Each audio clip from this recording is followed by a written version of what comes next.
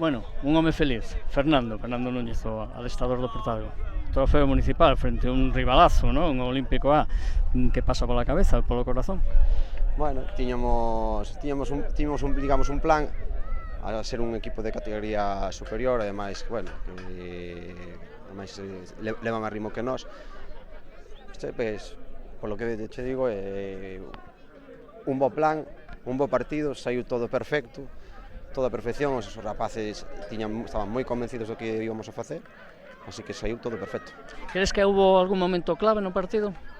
Sí, o momento clave foi cando nos encaixamos o gol do empate. Aí o normal é que caéramos e para nada, non caímos, estivemos moi tranquilos, esperamos a nosa oportunidade, e cando tivemos a metimos e aí matamos todo.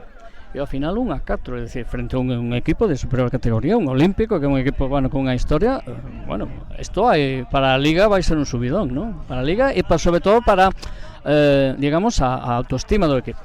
Sí, para nós é moitísimo, é unha inyección de moral moi grande. Ao final, engañar ademais con esta amplitude, que ao final sí que é verdade que o resultado é enganoso, porque nos aproveitamos moitísimo que eles foron arriba, se resguardaron e aí contra os conseguimos matar. A verdade é que para nós xa os ves os rapaces, os felices que están. É a nosa inyección de moral é moitísimo para comenzar a Liga. A Liga nunha semana.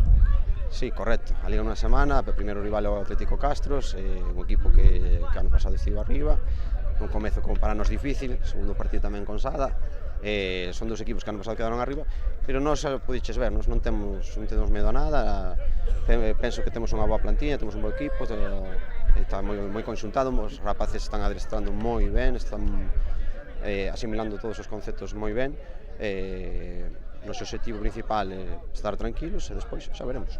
Noraboa, Fernando. Moitas gracias. Campeón.